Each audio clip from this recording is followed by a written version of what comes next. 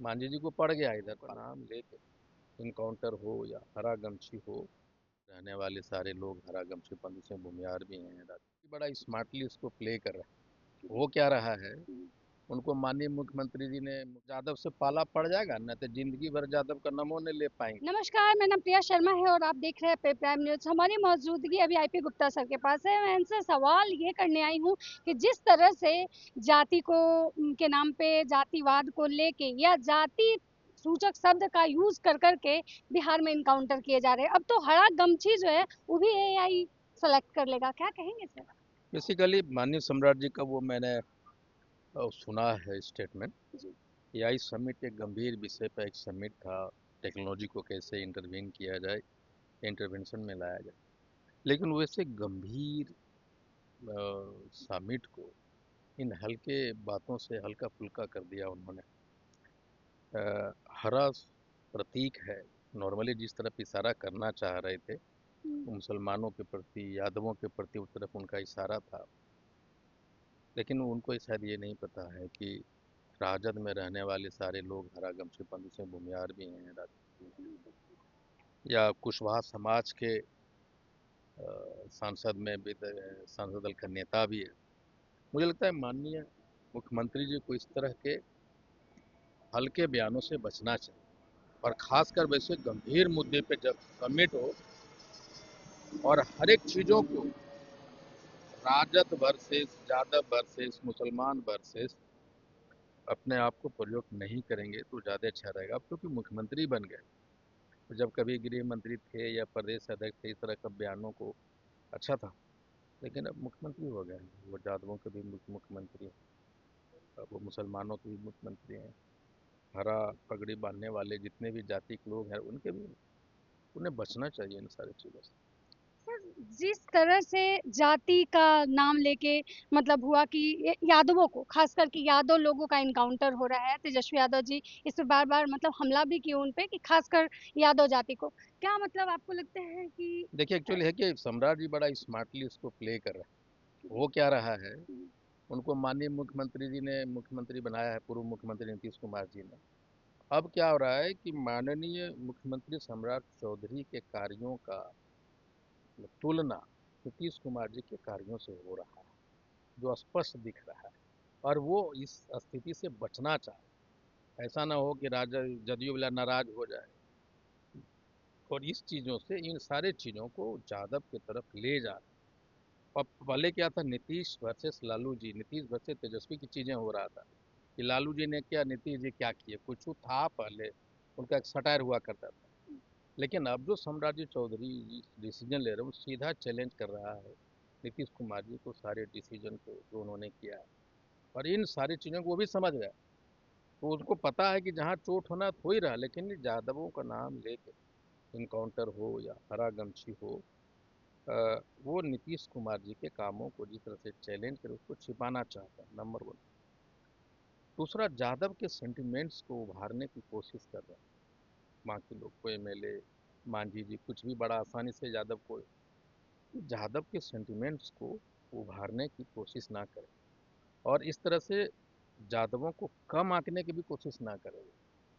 ऐसा ना हो, या फिर यादवों को उकसाने की भी कोशिश कर रहे हैं, ताकि अ, उनकी राजनीति जिंदा रहे। तेजस्वी यादव जी का नाम नहीं ले, लालू जी का नाम नहीं ले, राजद का नाम नहीं, यादव का नाम ना ले, तो उनकी राजनीति खत्म हो जाती है। और इसी तरह गंभीर गंभीर विषयों पे यादव का नाम लेना या उस तरफ इशारा कर देना, हमको नहीं लगता है कि बिहार में एक गलत परंपरा की शुरुआत की जा रही है। जेडीयू के जो एक एमएलए हैं, विधायक, मतलब वो बोले हैं, अजय कुशवाहा, कि मतलब जो भी ज्यादातर अपराधी किस्म के जो लोग होते हैं वो यादव ही होते हैं।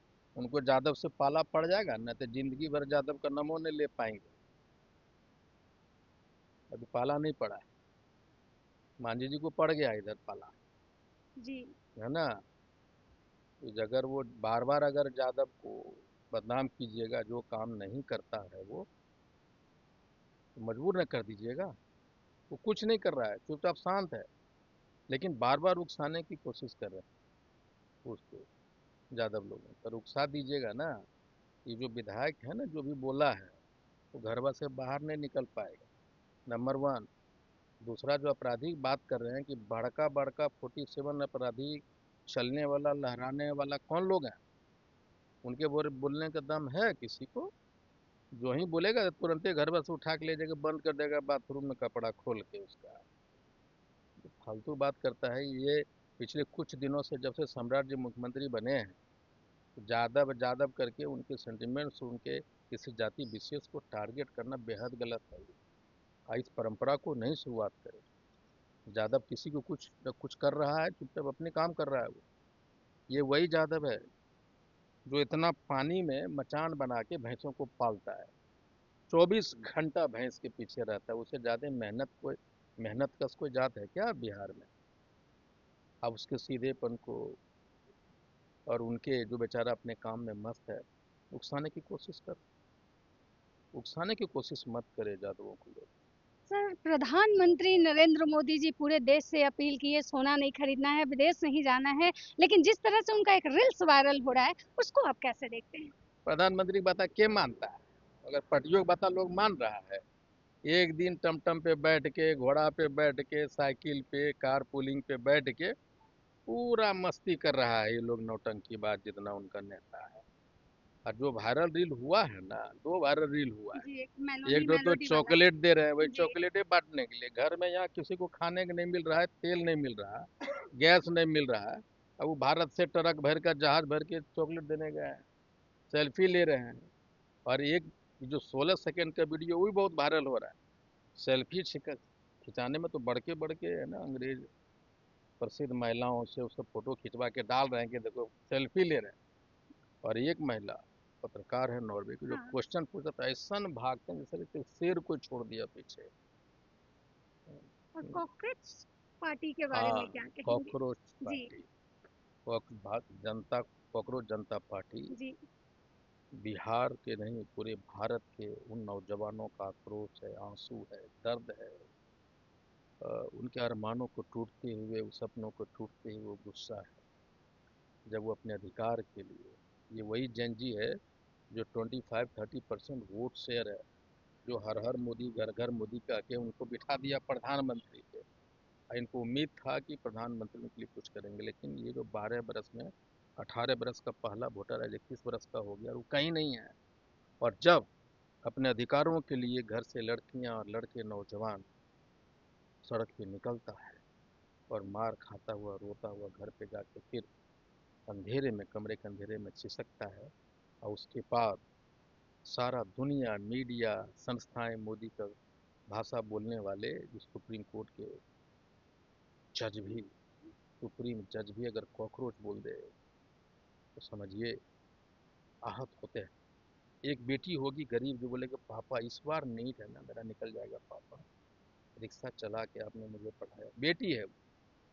और दूसरे दिन उसके सपनों पे अरमान गिरता है कि ये जो लीक इंडस्ट्री है, पेपर लीक इंडस्ट्री जो चलाती है सरकार, वही सपने टूटने वाले बच्चों की आह है। लेकिन सर कह रहे हैं जो सत्ता पक्ष वाले हैं कि इसमें जो भी मतलब कॉकरोच जनता पार्टी उभरी, इसमें जितने मिलियन सब्सक्राइबर हुए, इसमें 50% बांग्लादेशी और मतलब पाकिस्तानी ये लोग तो इन्वॉल्व हैं। बेशरम लोग है, ये बेशरम लोग हैं जो अपने बच्चों के इस लड़ाई को बांग्लादेशी कह देता है। मनमोहन सिंह के सरकार में 52,000 से ज्यादा डिपोर्ट किए गए।